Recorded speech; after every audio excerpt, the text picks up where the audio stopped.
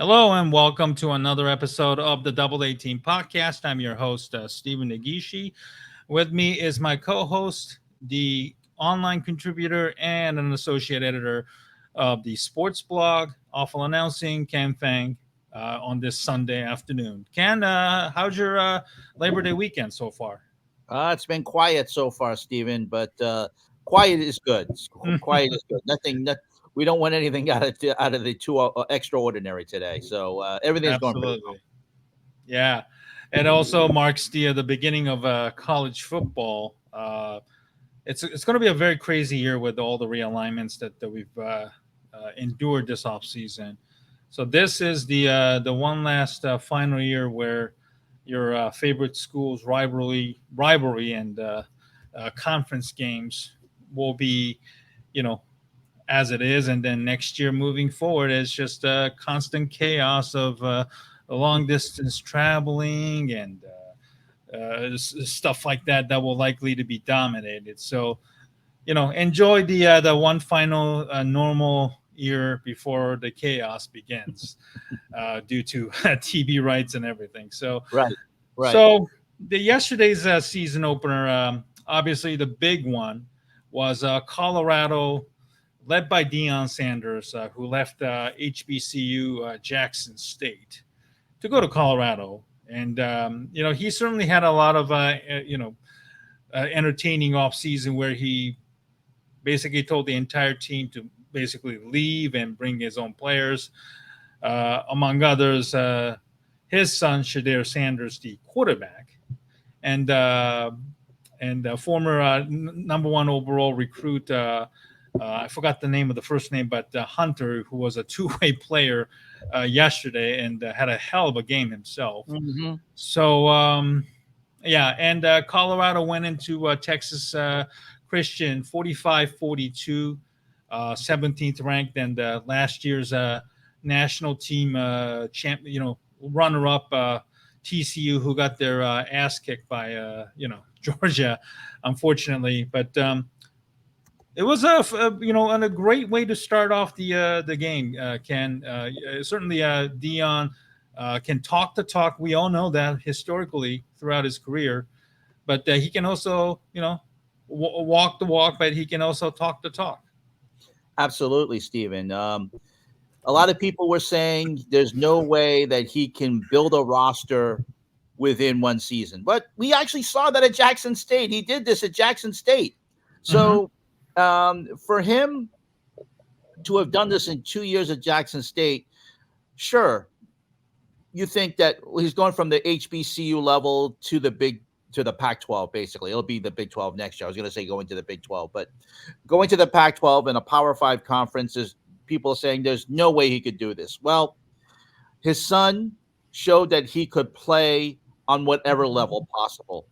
Travis Hunter is the guy you're thinking about with a great Yes, interception thank you. Yeah. and the great catches.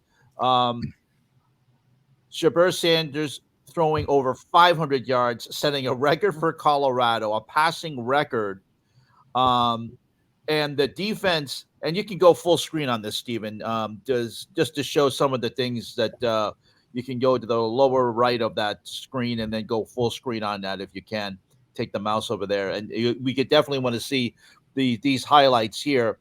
Okay. Totally amazing what they did for right there. Go full screen on that one.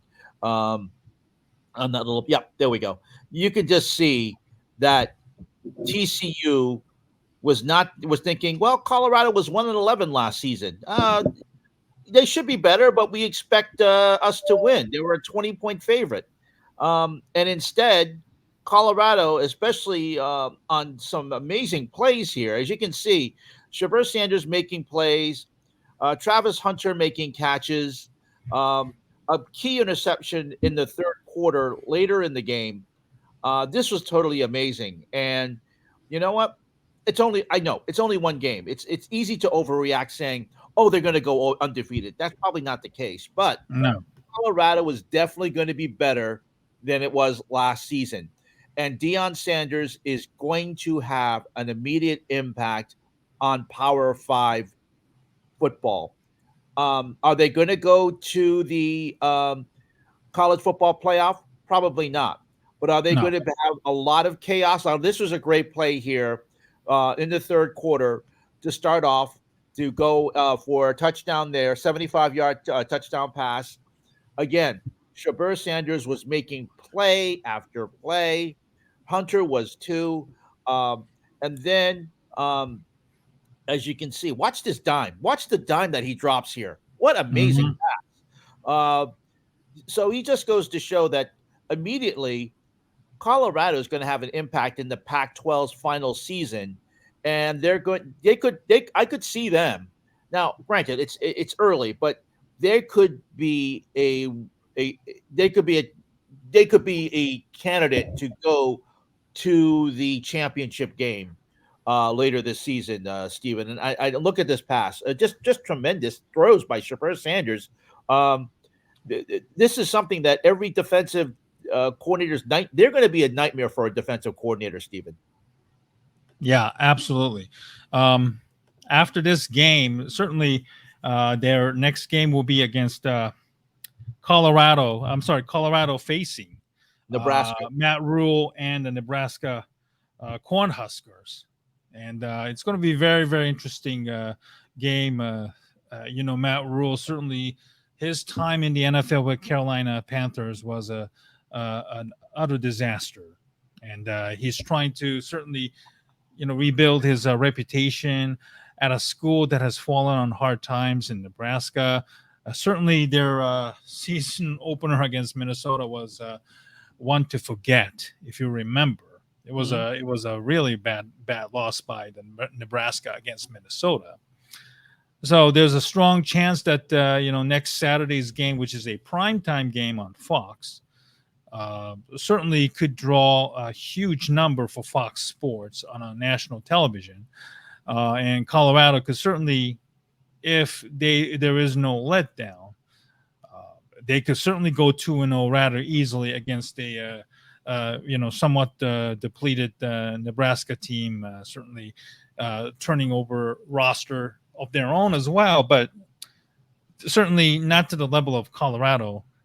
The talent wise. So it's going to be very, very interesting to see the storyline leading up to the both games, and what Matt Rule has to say about Colorado and their roster building, et cetera, et cetera. But and Nebraska had a bad loss to Minnesota on yeah, Thursday. that's what I was referring to. They were leading, but then they ended up losing. So already they're 0-1, and I'm sure people in Nebraska aren't feeling good about themselves, unfortunately, Yeah, these well, days, for the last few years, to be honest. I mean, the Nebraska has had issues with losing by one possession, one score games, and again they did it.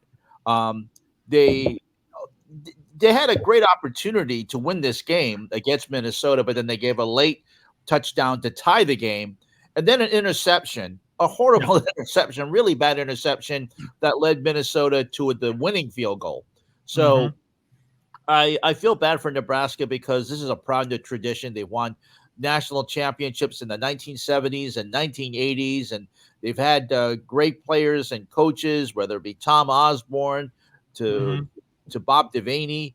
Yeah, Had great players like Johnny Rogers, but yeah, it just hasn't been the same. For about 20 years, the Nebraska football program has been surpassed by the women's volleyball program, which, by the way, we saw on Thursday, yeah, Stephen, the great record set, incredible. Yes. 92,003 people at Memorial Stadium. The football Hmm. stadium, by the way, that's the same place that is going to be the host for the Colorado football team this Saturday. It'll be at Hmm. noon on Yeah, Fox, as you mentioned. But yeah, so Nebraska has all types of issues on the football field, and if they're not ready for Colorado, and I'm sure certainly think that Matt Rule's eyes had to be wide open after seeing what Colorado did to TCU yeah, and shredded their defense. yeah, Matt Rule's got to be thinking if we are not careful, we could see another 45 points put on our defense. yeah, So Nebraska's really got to be ready for Colorado and what they can bring to the football field. And This is something I think a lot of football observers didn't think was possible, but anybody who knows Deion Sanders and what he can do and what he did at Jackson State, people will tell you that Yeah. what he did over with the HBCU level, he could certainly do on the Power 5 level, and he certainly did that. Yeah, absolutely. You don't want to bet against a guy like Deion Sanders, who played two sports. Certainly, he always uh, bet on himself. He bet on himself against, going to Jackson State, historical, HBCU that has been on, fallen on hard times. Certainly helped brought credibility back to that program. Mm-hmm. And then he left for Colorado, which he certainly has no connection whatsoever. I was really, really shocked and surprised by that choice. To be honest with you, I thought he was basically holding off for a Florida job. Florida State job, where he is a proud alma mater. He's an alumni there. But certainly that's not going to be the case right now. So really shocked to see him take the Colorado job, and then took two of his sons, Shiloh and then Shadir, the quarterback, and then Travis Hunter, a former number one, overall player in the 2022 class, who chose Jackson State over other schools. So it was incredible. Yeah, it was incredible. But certainly, Deion made some headlines after the game was over. After the game, he was. I'm going to try and find the video where Deion was preaching about the media members after the game. Here we go. At Awful Announcing, we covered that, and I can tell you, I can tell you who that. He basically said that I read that bull junk that you tried to pull on us, and at first we didn't know who the reporter was, but apparently it was ESPN's Ed Werder, who. Oh wow, really? Yeah, he and Deion have gone back and forth going back to when he was at the Cowboys, Deion Sanders. Right. And there are a lot of people in the black community who feel Ed Werder has been throwing dog whistles at them. Now, I have not seen that. I'm personally not going to accuse Ed Werder of doing dog whistles and racism against the black community. But the black community said that, look, we know what Deion is talking about because we think Ed Werder is biased against Deion Sanders. And so they're defending him. A lot of reporters are defending Ed Werder. That's going to happen, because Ed Werder is respected in the media and amongst reporters. But a lot of the people in the black community feel Ed Werder has not been supportive of Deion Sanders. And so they are supporting Deion in this. So I'm going to play the video for this. Go ahead. Things that have never been done, and that makes people uncomfortable. When you see a confident black man sitting up here talking his talk, walking his walk, coaching 75% African Americans in the locker room, that's kind of threatening. Oh, they don't like that. But guess what? We're going to consistently do what we do because I'm here and ain't going nowhere. And I'm about to get comfortable in a minute. I'm about to get comfortable in a minute. Here's another one from we got Who Goes Without It. You can go full screen on that. What's up, boss? You believe now? You hold on. Oh no. Do you believe that? Huh? Oh no. I read through that bull junk you wrote down. I read through that. I sifted through all that. Yeah. Oh no. Come on. Do you believe? You don't believe. You just answered it. You don't believe. Next question. Yeah, that was Ed Werder. That was Ed Werder. Wow. I was not aware of that. So that bull junk that he said that I read that bull junk that you tried to pull. That is Ed Werder. So Deion and him have had a history going back to his days at the Dallas Cowboys, and apparently I don't know what Werder wrote about. Werder's reports for ESPN, usually the Dallas Cowboys. But he's now doing College Game Day now. He's just been reassigned to College Game Day by ESPN. So here he is covering this Colorado game for game day and ESPN. And to be fair, the game was also at Fort Worth, Texas, which is basically his backyard as well. So it's a short drive. Exactly right. So he was there, and ESPN, knowing his history with the Dallas Cowboys, sent Werder to this game, knowing about. I don't think they knew about well, I don't know. They may have known the history between him and Deion, but then there you got that little I wouldn't say confrontation, but a little bit of crowing by Deion. And as I mentioned, in the black community, they originally said, "What's Deion doing? Why is he saying? Why is he clapping?" And then clapping back at this reporter, when they found it was Ed Werder, all of a sudden there was this wave of support for Deion because they felt that Ed Werder has been throwing dog whistles at Deion Sanders and the black community. So I'm not surprised that the black community supporting Deion. I'm not surprised about how they feel about Ed Werder because the history between the two. So it's very interesting to see that how the two different sides, the media, of course, supporting Ed Werder, but the black community supporting Deion Sanders, and quite interesting there, Stephen. It was very interesting to see how that came about. Yeah, it's unfortunate that the racial divide we're seeing even in sports media. Now, to be fair, one of the reasons why you and I started this program was to promote more diversity in an industry that's primarily been dominated by, males, especially the white males on air, as well as those who work behind the scenes, like producers, executives, etc., etc. Yep. So it's unfortunately, the racial polarization we're seeing, even on this, the way it is being covered. Certainly, what Deion said, it makes tons of sense.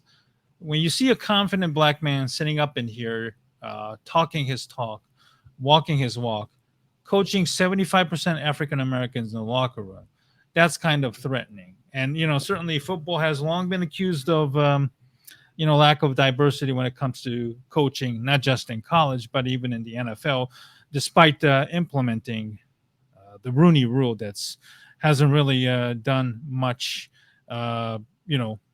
improvements in the hiring of minorities, because a lot of owners themselves are old billionaires or those who ended up inheriting the team from their own fathers or grandfathers, etc. So, but at the same time, though, I'm sure as a sports media person, I think it's somewhat important to cover things, objectively. Yes. And then let's not forget, this is just one game. And, the schedule is going to get more and more tougher. And certainly, when there's more attention being drawn to your team, there is going to be a lot of scrutiny that comes along with it. The players are certainly going to get a lot of attentions locally and nationally. Deion himself certainly isn't the kind of person, even at his age, isn't shy away from spotlight. He still does commercials on Aflac and California almonds, etc., etc. He's still a man, 55, 56, still acting like a man of half of his age, while still playing professionally. So,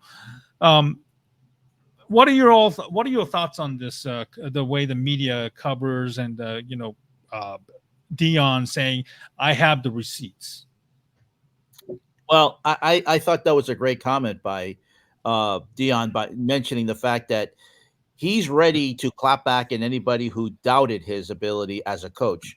When he said that when he was an analyst for the NFL Today and CBS back in the 1990s, he always put himself as a candidate for every general manager's position or coaching position. And the NFL Today kind of like put it off as, saying, "Oh yeah, it's Deion. He just says these things." But there's no doubt that he has an organizational ability here. When you're a head coach, you have to be a CEO of everybody.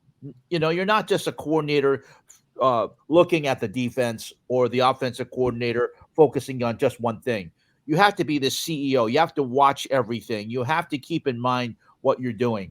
Um, he's done that at Jackson State, and now he's starting to do it at Colorado. And again, I think it's a very good thing that you said there. We have to temper our enthusiasm about Colorado. This is just one game. It's the first week of the season. He came out with a plan, a great plan to and a great defense and some very good defense too. Yeah. Granted, the defense gave up 42 points, but at the same time, when they needed to make stops, they did. Interception by Travis Hunter on the goal line, and Yeah. also on the 4th and 9 to stop TCU from trying to extend the game. Some great plays there by the defense. So you can tell that they're quite well coached.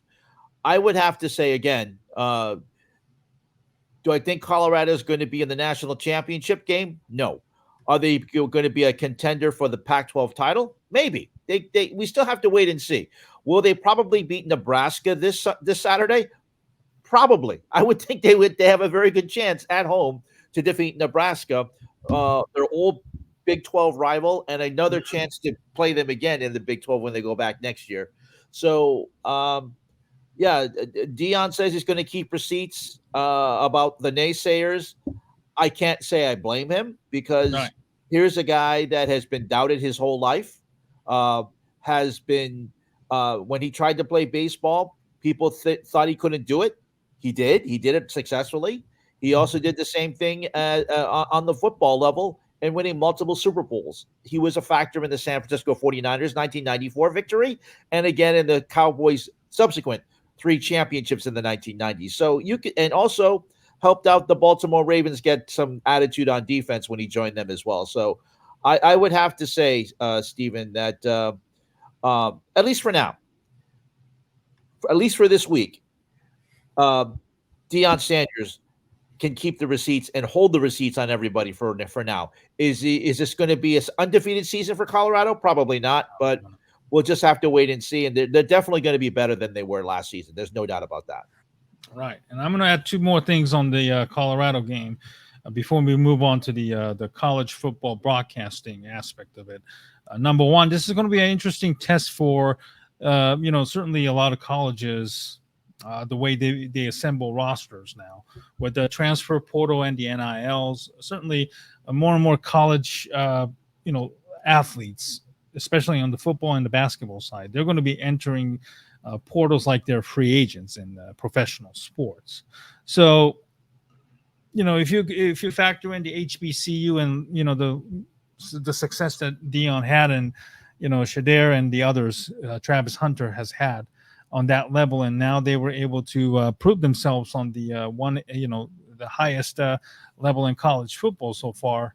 I think this might force schools to look at the HBCUs a little more closely, number one. And certainly number two, will this force, college athletic directors to maybe confront their own certain bias or their perceptions about the African-American coaches? And will more of them get the the attention and the success? Certainly may not have the name value of Deion Sanders because there's only one Deion, and that's himself. Will this force college athletic departments to, maybe confront themselves and start taking, African American coaches more seriously? I think those 2 things are certainly that something Deion is, whether he wants to admit or not, is raising awareness that I think it bears watching moving forward, Ken. Absolutely, 100%. I think that's something that if Deion impact, he made a definite impact as HBCUs as a destination when he got Travis Hunter, and also made people stand up and take notice about the NIL deals he was doing at Jackson State. Now, if he can pull this, and he made them, in 2 years made Jackson State quite successful. If he could do the same thing with Colorado, using probably 75-80% of his bringing in a new roster, basically. And we all saw the video and Coach Prime and Amazon saying, "You're out, you're out, you're out. You need to Yeah. go." But then again, he had a plan. Yeah. And people were thinking, well, he's crazy. What is he doing? But if you're coming into clean house, that's exactly what you do. And we'll see how successful he is this season. We'll see if he can pull the same success he did at Jackson State over the previous 2 years, and if he does it over the next 2 seasons at Colorado. Who knows? Maybe there is an SEC team or an ACC team or a Big Ten team that would like to have Deion as their coach and give instant success. We'll have to wait and see. All right, let's move on to the other changes that we saw in college football this week. Certainly, the broadcasting this week, the CBS, which has carried SEC for a long, long time, is now the new home of Big Ten football. Yes, it's something that a lot of us are going to have to get used to in a hurry. Yes, We saw the Ohio State-Indiana game. It wasn't a good game, to be honest. Ohio State kind of struggled to score against Indiana, who struggled even more.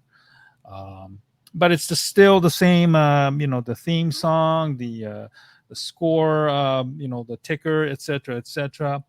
And then on the nightcap, NBC also carry the Big Ten game, and they also have it on Peacock as well. Primetime game, West Virginia hosts versus Penn State in the old rivalry game, mind you, Ken. Any specific things that stood out to you from a broadcast standpoint this past Saturday? Well, I will say, yeah, I know that people felt it was strange hearing the SEC on CBS theme on the Big Ten. Mm-hmm. But just a reminder, I go back I go back a long ways. That music has been on CBS's college football coverage dating back to the 1980s. Yeah. So, not a surprise to hear that cover not just the SEC, but the Big Ten as well. If you watch CBS Sports Network, they use that music on the Mountain West also. So that was no surprise there. As far as the broadcasts are concerned, we're going to have to get used to hearing Brad Nessler and Gary Danielson on Big Ten games. They did do an intro yesterday. I posted it on my Twitter/X account. The intro for the Big Ten on CBS, Brad Nessler and Gary Danielson said their first game together was a Big Ten game, and they actually did a game in the Tokyo Dome in Japan back in the 1990s. So interesting to see that. Interesting. And actually, I do remember that game too. I watched it on ESPN. But their partnership goes back a long time. Also, NBC, I have to say, I was very impressed with the West Virginia Penn State coverage. NBC their philosophy is to get rights and give it a big event feel. That felt like a Sunday night football game. You have Maria Taylor hosting, Noah Eagle, who is the son of Ian Eagle, working with Todd Blackledge. Todd Blackledge, of course, an alumnus of Penn State, so it was perfect to have him there. Todd Blackledge has been the number one analyst for CBS. He was the original SEC on CBS analyst with Sean McDonough, and then went to ESPN, worked with Sean there, and then came over to NBC, where I think he's going to be revitalized. He's a very good analyst to begin with. So he and Noah Eagle, as I mentioned, the son of Ian Eagle, young kid. Todd Blackledge said to Richard Deitch in a podcast on The Athletic this week, saying that Noah is the same age as his son. So it's going to be interesting to see that partnership. But I think they worked very well together. So as far as that is concerned, the new partners for the Big Ten, I didn't see the Peacock broadcast, but I did see the CBS and NBC. I was impressed by both of their presentations. They want to give the Big Ten a very good presentation as a good partner. Both of them will be airing the Big Ten championships in the future.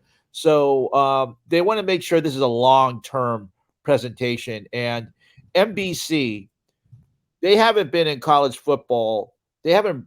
I mean, aside from Notre Dame, they haven't had a Power 5 conference contract because ESPN and Fox have shut them out. Yeah. But now they show they belong in college football. And I would think that they might be a player for the college football playoff national championship down the line when that contract comes to bid, because they did a very good job. And I think they wanted to show that, yeah, we can give college football the Sunday night football NFL feel. And we'll give this a big event feel if you trust us with this package. And they did a good job last night.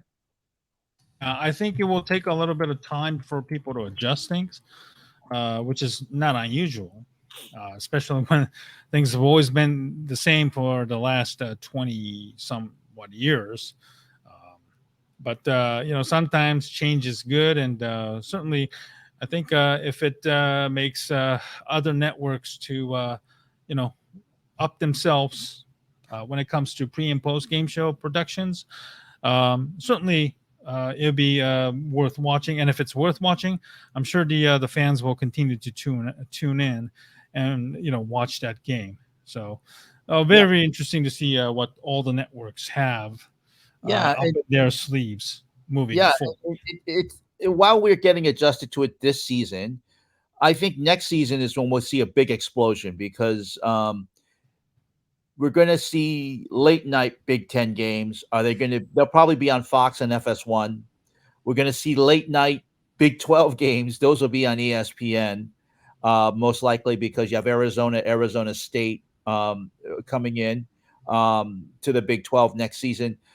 So expect to see remember we have Back 12 After Dark now. Expect to see Big 12 After Dark and Big 10 next After Dark in 2024. So it's going to be, as you mentioned, Steven, this is the last year for those college football fans who are used to seeing like the Apple Cup or the Backyard Brawl. We're not going to be seeing that anymore. But we will see something like Texas and Arkansas will come back thanks to the SEC. And also at least the game between Cal and Stanford will still remain intact. It'll just be in the ACC, not in the Pac-12. But some of those, at least a couple of those traditional rivalries will stay. But some older rivalries, as we mentioned, like Texas, Arkansas, will come back. Absolutely. All right, let's move on to the next subject, which we have been discussing for pretty much the last two shows, Ken. That is an update on the Luis Rubiales and the Spanish FA, Football Association. Mm-hmm. For those who are not familiar with Luis Rubiales, who is the president of Spanish Football Association, disgraced himself when the Spanish women's national team won the Women's World Cup by grabbing his crotch, forcefully kissing one of their star players, Jenni Hermoso. He defiantly called out those who demanded his resignation. He has said that he's not going to resign. He basically blamed the feminist movements for them to come after him. Those who were at the meeting, Free Football Association meetings, certainly looked like they orchestrated the whole sham by clapping every words he said, and certainly, at least from the outside, looked like they were showing his support. But a lot of the craziness have happened again this past week. His mother, that is Rubiales' mother, barricaded himself to the church and went on a hunger strike to support her own disgraced son, which is really, really funny to begin with, by the way. And the funny thing is, just a few days after she went on a hunger strike, as you can imagine, being an old woman that she is, she ended up being taken to a hospital for dehydration, which is like it's a joke that keeps on giving. The joke writes itself, whatever you want to say. It is an almost ridiculous. Now the Spanish FA went after Hermoso, tried to sue her, saying that you know uh, basically she was coerced into by Rubiales, but then yet they have the audacity to go after their star player who helped them win their World Cup. And again, it's just one nonsense after another. It's like it's almost ridiculous. FIFA suspended Rubiales for 90 days, I believe. One of the FA members demanded that they leave UEFA until this thing is resolved. Right. It's like I'm I'm I I'm thinking to myself, without trying to offend anybody, but here, like, are really Spaniards this dumb to let this misogynistic douchebag get away and then just basically try to pen the blame on uh, Jenni Hermoso? But I'm just surprised just how low they go to protect this loser. Well, I'm not going to give the entire Spain putting that on Spain, and we've seen the protest against Jenni Hermoso. Not Jenni Hermoso, against Luis Rubiales. We've seen the protest Yeah. in Spain and supporting them on both the men's and the women's side. I certainly hope, Steven, that Rubiales is I don't know why it's taken this long, but I certainly hope within the next week or so, by the next time we record, he is gone from the Spanish FA. His behavior has been absolutely horrific, and like I said last week, this man deserves to be fired. I don't believe in men losing their jobs, but in this case, he really does deserve to lose it. He's not a he is not a someone who is a he hasn't acted rationally, to be honest with you, and to plant a kiss on Jenni Hermoso, as you mentioned at the World Cup a couple of weeks ago, is just abhorrent. She didn't ask for it, and for them to try and say it was complicit was absolutely ridiculous. One thing we also want to mention, Stephen, is that we wanted to also mention support for Jenni Hermoso as well. So there's a couple of examples I put in the private chat for you. You can Yeah, put those I'm about to pull that one up for you. Yep. There was one from Sky Sports in Germany. One of their commentators wore a Jenni Hermoso, and you can see there's a support right there at the Bundesliga, at Borussia Dortmund, and also at other places as well. You can see Bayern Munich, yeah, among others, yeah. They're hitting back at Rubiales, but this shows support for Jenni Hermoso. That was at Dortmund, and I don't know what match this was at, Stephen, but you can see that there was very. I believe this is Werder Bremen. The team that's Okay, Werder known Bremen. for green uniform. Yes, absolutely. SV Werder Bremen. Okay, great. So good to see that the Bundesliga has come out and supported Jenni Hermoso in the matches this weekend. Also, there was one from Men in Blazers that I wanted to have you show as well, Stephen. That is from. Yep, that is from a commentator over at Sky Sports. She is a host there. I don't know her name, but she has shown her support for Jenni Hermoso by wearing the Spanish jersey. So by wearing Jenni Hermoso's jersey. So that was a great thing to see. And I think that's coming up. That's it right there. So yeah, if you could go full screen in that, showing that she has basically showing her support for Jenni Hermoso by wearing the jersey during the Bundesliga broadcast yesterday on Sky Sports Germany, which is the rights holder for the Bundesliga in that country. So it was wonderful to see the support that's coming out for Jenni Hermoso. She deserves it. And also during this week at the Champions League draw, UEFA announced the women's player of the year and the women's coach of the year. The women's coach of the year was Serena Wiegman of England. She expressed her support for the Spanish football team. She said her award goes out to them and should be dedicated to them. And then the Women's Player of the Year was Bonmati.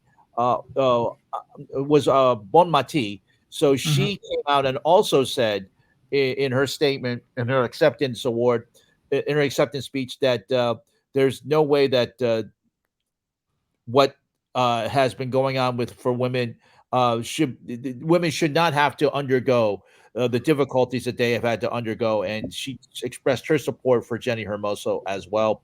What's interesting is that this was at a UEFA event, UEFA, an organization that still has not disciplined Luis Rubiales. While there was applause for both Serena Wigman and Bonmati, there is still no action or disciplinary action by UEFA.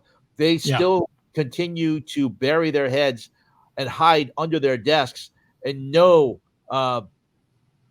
disciplinary action against Luis Rubiales. So while they show their support and applause, we still need to see their response in action, and there's been no action yet, Steven. Absolutely, it's almost laughable. I'm going to play a clip on the misogyny, and it's how it's unfortunately becoming widely more and more acceptable right now these days. Here, I'm going to play this one. Sure. Just one moment. Follow me on social media might know that I am a big soccer fan. So I want to end tonight on a controversy that has captured the world's attention after the Women's World Cup final last month.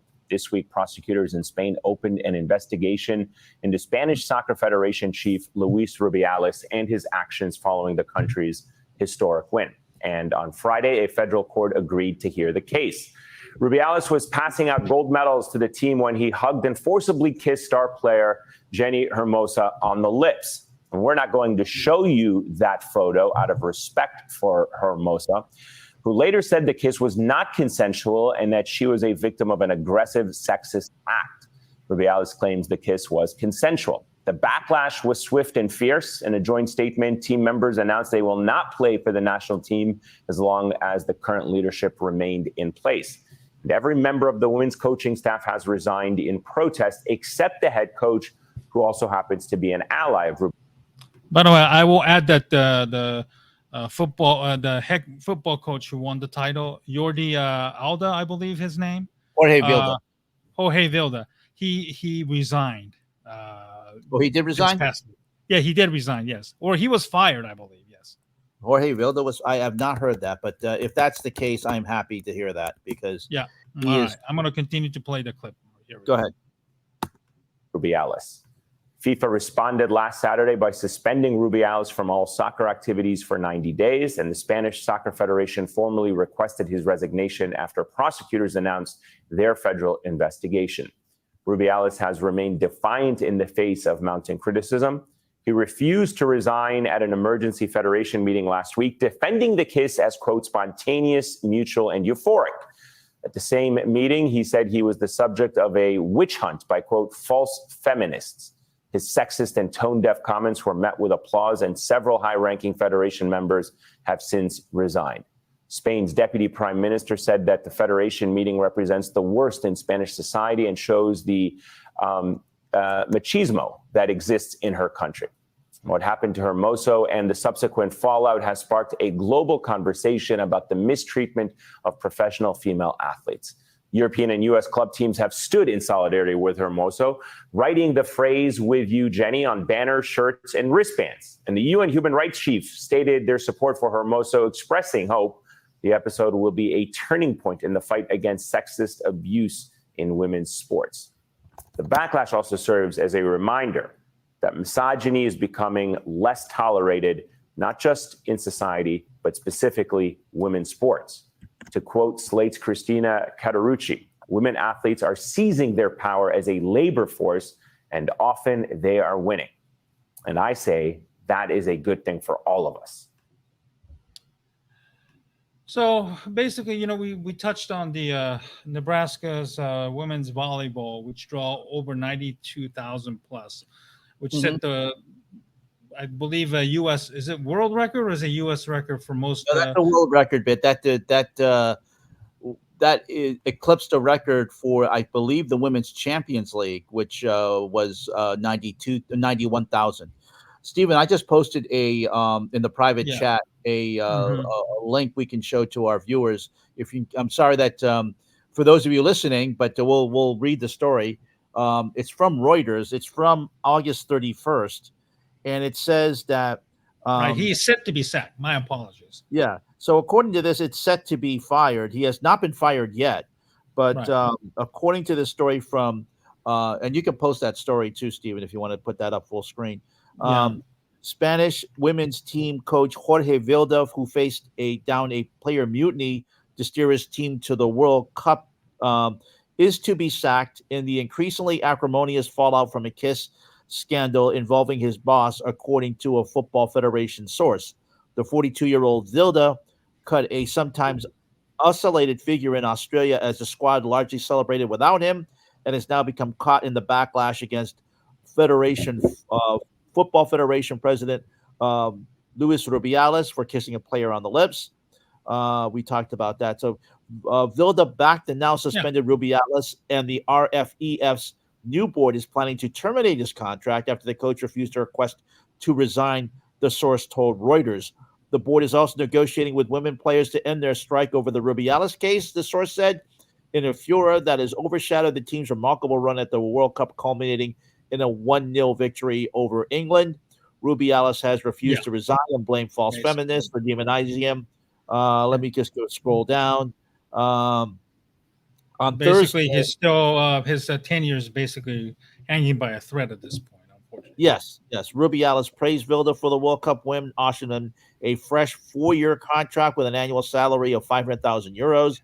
And Vilda was among those who enthusiastically applauded Rubiales' refusal to resign at an RFEF meeting. So basically, if this is true, and we certainly hope it is, that both Rubiales and Vilda will be sacked. But well, let's wait and see. Like I said, hopefully over the next week or so, we'll see something new on this story, because the RFEF's actions are deafening right now because they haven't said anything. UEFA is the same as well.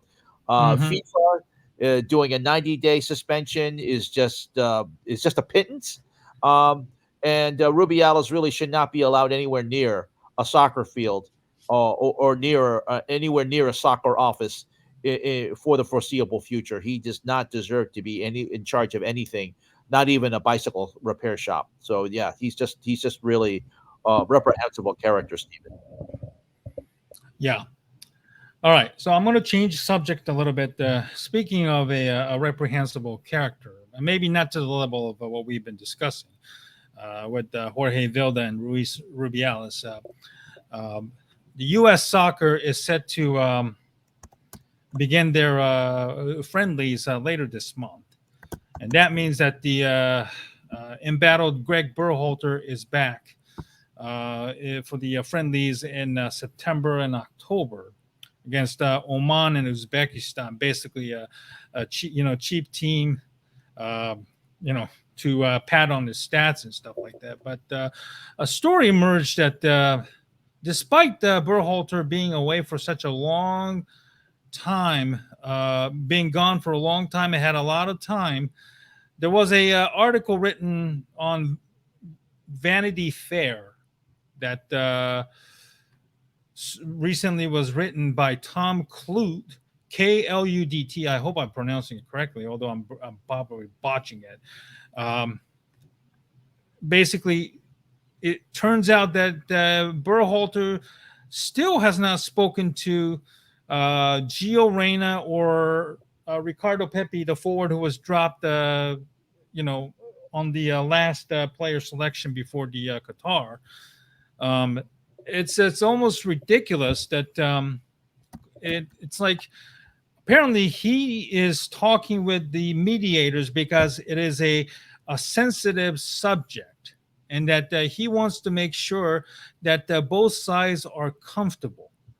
Now, I laugh at something like this, and because we're not talking a nuclear embargo or nuclear disarmament negotiation with countries like Iran, Iraq, or North Korea can. This dude, a middle-aged dude who had all the time in the world before he got hired back,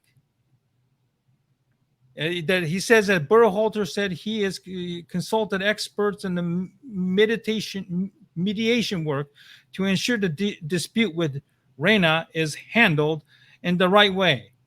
You know the irony in all this? This is a guy who went on a leadership meeting right after the World Cup was over, and then that's when the whole Gio Reyna thing blew over because he spoke. He misspoke, or he got cocky and slipped out of his own mouth, and then the whole thing blew up because there was a story of Claudio and his wife Danielle apparently blackballing Berhalter's domestic violence,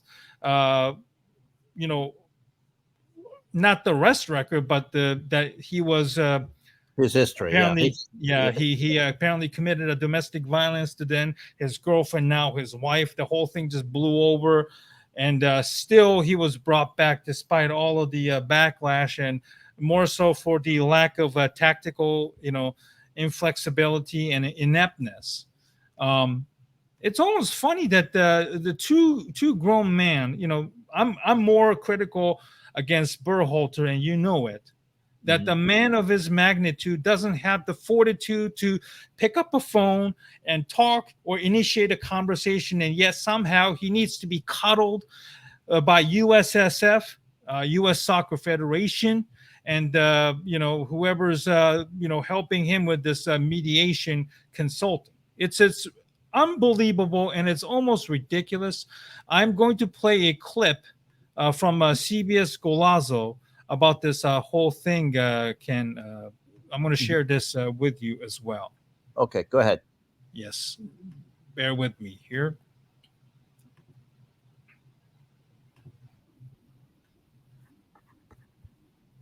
And meanwhile, I'm trying to find the roster for the. I think I tweeted that out a while ago. I'm scrolling through my Twitter account so I can send that out to you. That go ahead. Every player had come out and said they wanted him back. They liked the way they played. Everyone except Gio Reyna. We all know the drama.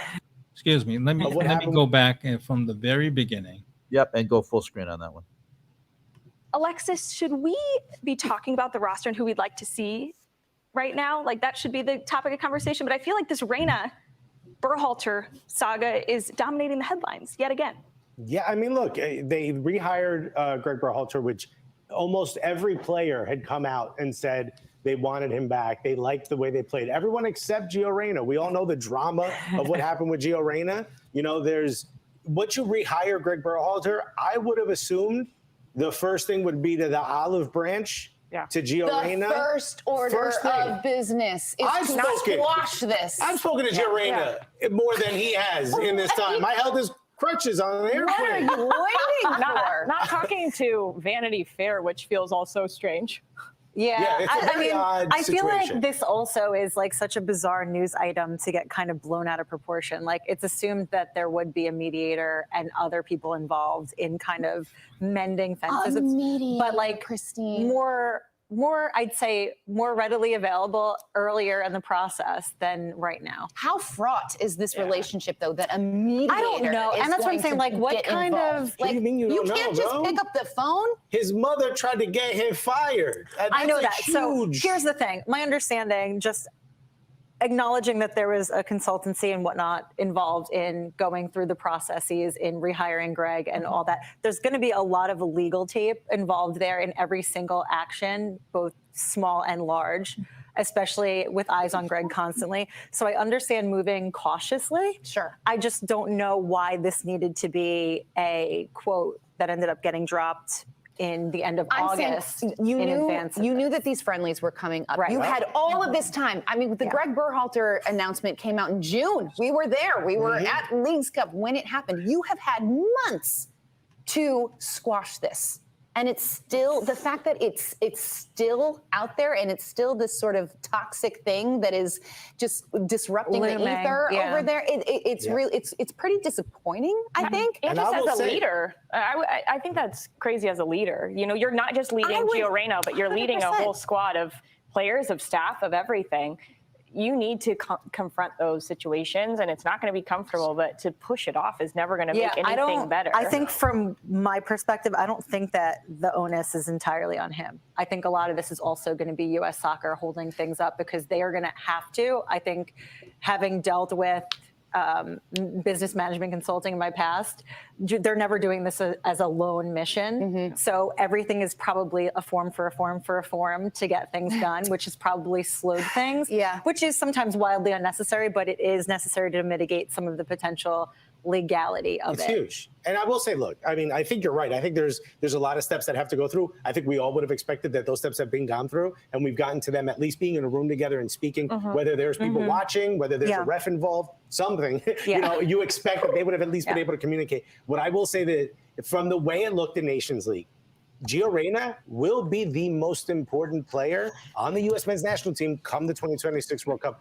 Injuries, a lot of things can happen. But if what we saw in the Nations League is real, this is the player you need to have on your side. You need to have a good relationship. You don't need to have the best relationship. You need to be able to get the best out of him, whether that's you guys like each other but are amicable, or you hate each other. You like each other or you hate each other and you're amicable. Whatever it is, you need to find a way to get the best out of this player because he's clearly important to this team and what we do in 2026. Yeah. All right. Yeah, I just put this banner up. Why is it taking so long for Berhalter to talk to Reyna? That's a good question. Reyna because Berhalter's a coward. There's no other way of describing this. Yeah, and the thing is, Steven, to talk to Vanity Fair before you talk to one of the United States' most important players, we all know, we all see that what Reyna gives to the United States roster, energy, a potential for scoring, creation, playmaking. I mean, he's not on the roster. He was clearly an incredible in the Nations League, along with Falola and Balogun. Yes, those two were terrific. Yes, and when you saw the shackles taken off him when Berhalter wasn't coach, you saw what Reyna could do. So yes, there's an issue between the Reynas and the Berhalters. Yes, the son should be left out of that. Okay, and first of all, the mom never should have gotten involved with this. That's just ridiculous.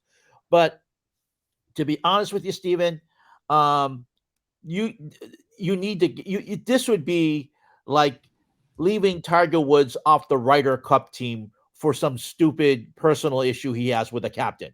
You know, back when Tiger Woods was back in his prime.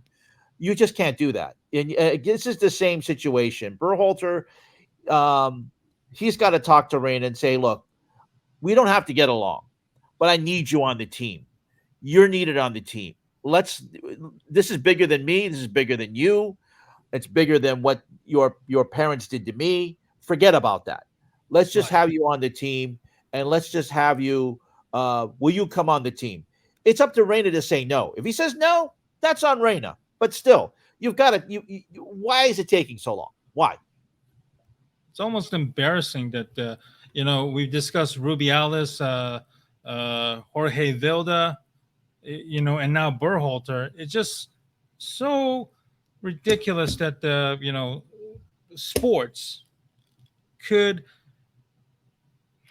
I'm trying to calm myself here, Ken. And how is it that the sport has so many misogynistic cowards and morons just trying to, hang on to their very last power, whether it's,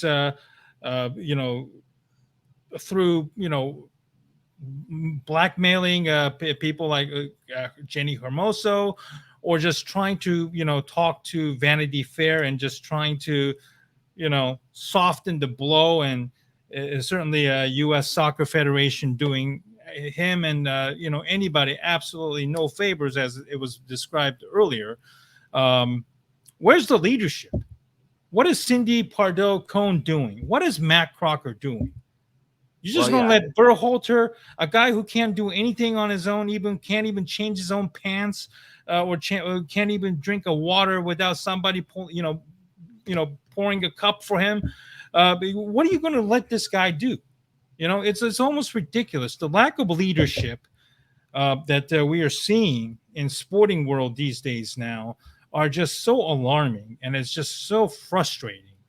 And that the fans have to put up with this BS, forced to pay tons of money in a game that really has no bearing, and unfortunate situations, and somehow the soccer media is going to pretend that it doesn't exist, or barely touch on the subject, or even, God forbid, try to place the blame on Gio once again about the whole the fiasco between his family versus Berhalter, trying to portray Berhalter and his wife as a victim, and somehow go after Gio, which I can see that happening, based on certain media circles, unfortunately. But yeah, it's just unfortunate, because the roster that they called up for this upcoming September friendly, this is actually a very good roster. I have to admit. If you look at this right now, this is a very good lineup.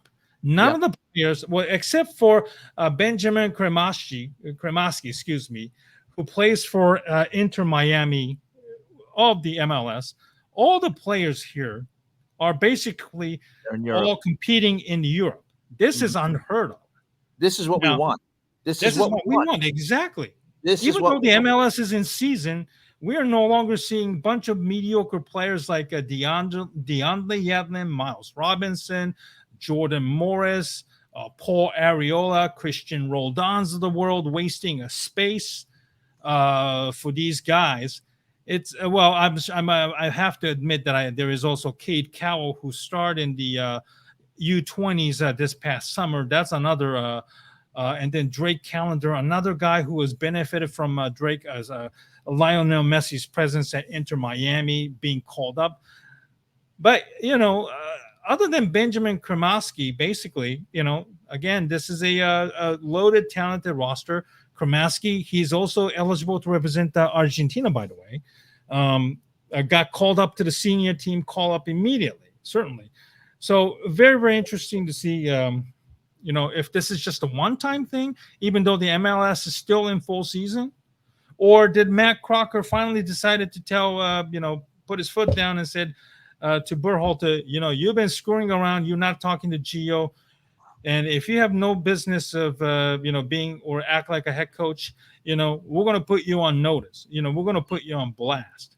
And then I'm sure this roster calling certainly had the Crocker's fingerprints on it, because I just can't see Berhalter even paying remotely any attention whatsoever to watching soccer, both locally and internationally, with what the heck was happening during this summer. Right. So Berhalter better be honest and contrite with himself. He shouldn't be shielded by USSF or media bought out by so-called MLS and USSF, because he has to be held accountable for this mess. He had 7-8 months to talk, and he hasn't even initiated contacts or even discussed this, other than maybe talking with the mediators, leaking these so-called puff pieces to Vanity Fairs and try to make him look, as an equally of a victim, more so than Gio himself. So I'll be very, very curious to see what he has to say. And, certainly this is the roster we want to see. We want to see the best roster. He has to know that, he can't force his system, whatever the system that is that Berhalter has, and get away with it like what happened with Qatar. Because what happened in Qatar certainly was barely the low bar that he cleared. Getting past the group stage is no longer acceptable results. With 2026 around the corner, it has to be much, much higher.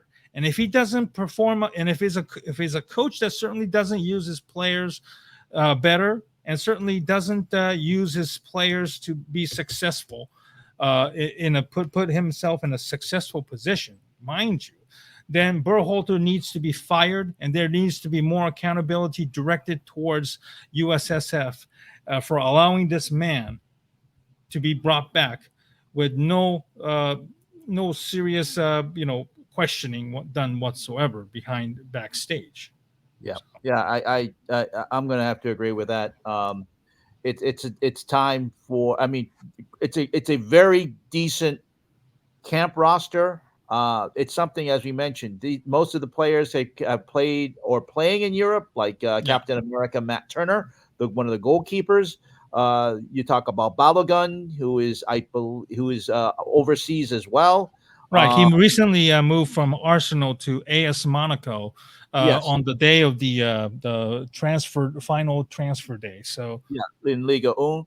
And this is we've been yearning for this, Steven. A roster that is cutting its teeth in Europe, where the best players are, and hopefully it leads to some at least good play when the United States heads into the World Cup 3 years from now. But let's hope that Berhalter finally clears the air with Reyna and brings him in time for 2026, which will be in the United States, Canada, and Mexico, and played all over North America. So let's hope that something good will come out of this attention to what really is a really silly story that has been going on since late last year.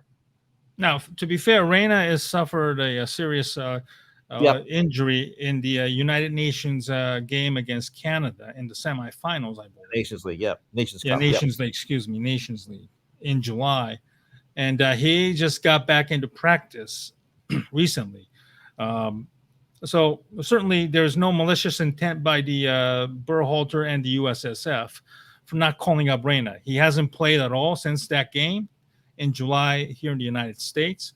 It's been a lot of frustrating tenure for Reyna at Borussia Dortmund. There has been a lot of question marks about Dortmund's medical staff and their ability or inability to diagnose the problems properly with Gio. I'm sure Gio, between this incident and the injuries that is mounting at Borussia Dortmund, is clearly frustrated. But it's important for this issue to be resolved quickly. Berhalter needs to understand that he has to put the players above his own ego and whatever system that he has, which clearly did not work on the international level and struggled at times, even in the lower level CONCACAF competition. So he has to understand that when you have players like Balogun, you have to make sure that he is successful by utilizing his skills and talent above his own ego and the system. And I cannot stress this enough, because we see this in every sports all the time, where coaches put themselves above players and always trying to blame the players for failure, when in fact that coaches and head coaches always put their system above whatever the talent that they have in their arsenal can. Yep, I agree, and let's hope that we'll get something good out of this. Let's at least hope that the September camp can bring about some good results, at least when they go into the friendlies in preparing for the World Cup. Absolutely, Ken. Well, Ken, another stellar show this weekend. Next week, NFL finally kicks off the 2023 season. We're going to have a show sometime this upcoming week to kind of delve into the 2023 season a little bit further. Ken and I will make our division and Super Bowl picks, and as well as the MVPs and award predictions, etc. So, hopefully people will continue to tune in to our podcast.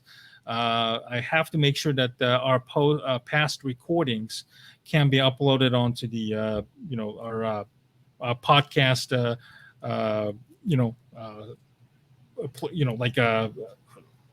places like Spotify, iHeart, wherever you can download and hear our podcast platforms. Excuse me. And Yes. also to an early prediction: the Cleveland Browns will win the Super Bowl. No, I'm just kidding. Not going to happen.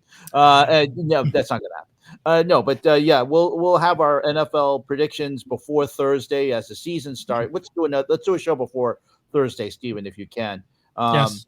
Because the season opener is this Thursday. It'll be the Detroit Lions and the Kansas City Chiefs.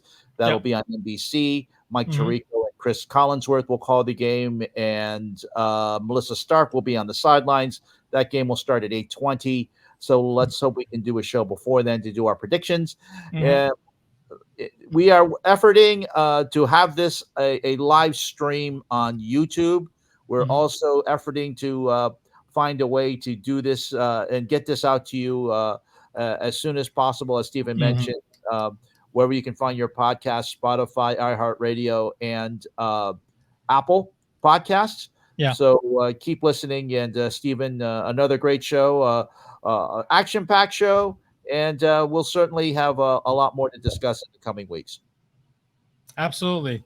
Follow Ken on his Twitter handle at Fangsbites, Fangsbites, and also follow Ken on his work at awfulannouncing.com as well. You can follow me on Twitter at Asian Sports Fan 1 on Twitter. I'm going to be doing a lot of Bears related contents with YouTuber Rashab Shakiri from The Windy City Productions, as well as the other Bears fans once the NFL season kicks off exactly a week from today. Ken, thank you very much, and I hope to do a show quickly sometime next week to discuss the 2023 NFL season. Enjoy your weekend, everybody. Have a good week, everyone.